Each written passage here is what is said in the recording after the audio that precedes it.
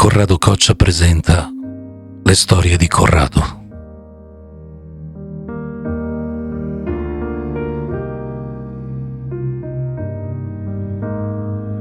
La musica per me è un profumo di lavanda, una pelle setosa sulla quale poggiarsi. Le parole sono il mio cruccio perché dicono, raccontano.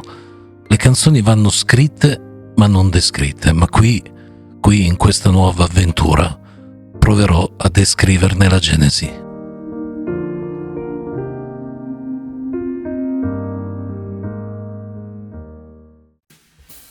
Episodio 5. Hugo Cabret.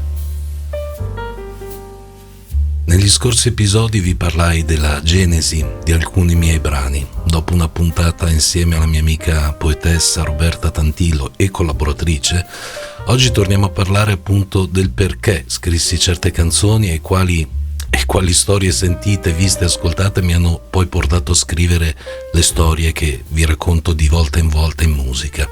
Tempo fa, durante una normalissima giornata di lavoro, mi imbattei in una piccola bottega nel centro di Milano. Era un orologiaio. Entrai in questo posto per fare cambiare le pile del mio vecchio orologio. Immediatamente la mia attenzione si rivolse verso questo ometto occhialuto ed impacciato che svolgeva uno dei più antichi mestieri di sempre. Come dicevo, era un piccolo ometto che da una parte mi trasmise simpatia per la sua faccetta buffa, ma dall'altra mi incuteva un certo timore. Non so il perché, da dove è scaturito. Forse la sua autorità. In fondo sapeva di essere ancora uno dei pochi che sapeva maneggiare viti piccole come le crune di un ago o accessori talmente delicati che potevano spezzarsi con il solo pensiero. La mia giornata proseguì come tante altre, tra incazzature al lavoro, coi colleghi e cosa avrei dovuto mangiare la sera stessa. La mia testa però era sempre lì, chiusa in quei pochi metri quadrati dove quel buffo e autoritario ometto stava dalla mattina alla sera per aggiustare gli orologi.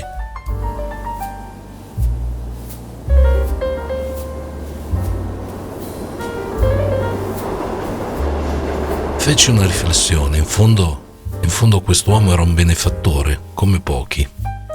Lui aggiustava il nostro tempo, una cosa incredibile, e i clienti se la cavavano con pochi soldi e una stretta di mano, nemmeno troppo convinta. Lui aggiustava il nostro tempo e noi, senza scrupoli, a volte si pretendeva che facesse in fretta, non occupandosi del tempo suo.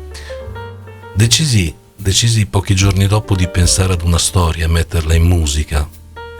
Pensai per giorni a questo ometto buffo e autoritario e lo vidi arrabbiato, lo vidi camminare nervosamente in quei pochi spazi a lui concessi per lavorare, lo vidi mettere in atto una magia. La sua bottega divenne per pochi istanti, magari durante l'orario di chiusura, un salone di Versailles dove centinaia di pendole, orologi da taschino e vecchie sveglie si animavano e ballavano ordinatamente insieme a bellissime dame.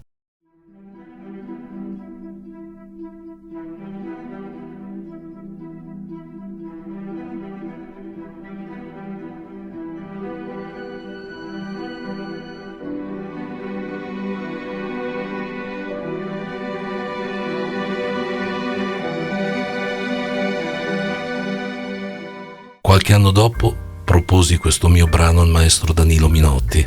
Lui rimase piacevolmente colpito da questa mia intuizione e raccolse 64 orchestrali, e ripeto 64, per dare vita ad una vera magia, un brano nato al pianoforte in una stanzetta piccola come la bottega dell'orologiaio, ma che divenne un brano con un taglio cinematografico non indifferente, direi un cartone animato.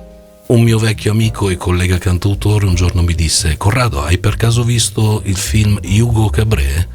«No», risposi. Buon ascolto e alla prossima puntata. Ciao.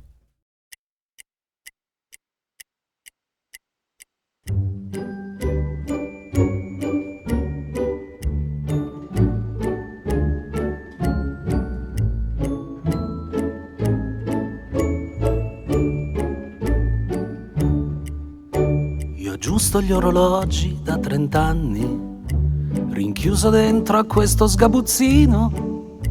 La luce stenta quasi a illuminarmi, proviene solo da quell'occhiolino che ingigantisce questa vita piccola che poi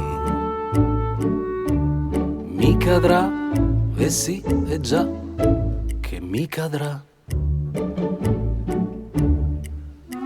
Io aggiusto gli orologi da 30 anni, sto sempre un po' da parte qui in bottega, nessuno si interessa del mio tempo, ma il tempo che ci metto ad aggiustarli. Nessuno poi ci pensa alla mia vista che tra un po' calerà, e sì, è già che calerà. Come per incanto tutto si fermò, il silenzio scese, nulla si spostò, etichettando il tempo musicò. Quel cucù non smise il tempo mai e una pendola fischiò e la bottega ormai divenne un gran salone di Versailles. L'orologio di Monsieur Dupont, quanto tempo lo aggiustai e adesso che è guarito il suo canto non è più un guaito, ma stai attento a non sudare, da domani tu dovrai girare ancora. Io aggiusto gli orologi da 30 anni, il mio negozio è tutto scricchiolante, ma il piccolo cassetto degli attrezzi è pieno di miracolanti oggetti. E allora per incanto il capopendolo accordò gli orologi da taschino tutti in do, in do. Come per incanto tutto si fermò, il silenzio scese, nulla si spostò, etichettando il tempo musicò. Quel cucù non smise il tempo mai e una pendola fischiò e la bottega ormai divenne un gran salone di Versailles. L'orologio di Monsieur Dupont, quanto tempo lo aggiustai e adesso che è guarito il suo canto non è più un guaito, ma stai attento a non sudare, da domani tu dovrai girare ancora, da domani tu dovrai girare ancora, da domani tu dovrai girare ancora.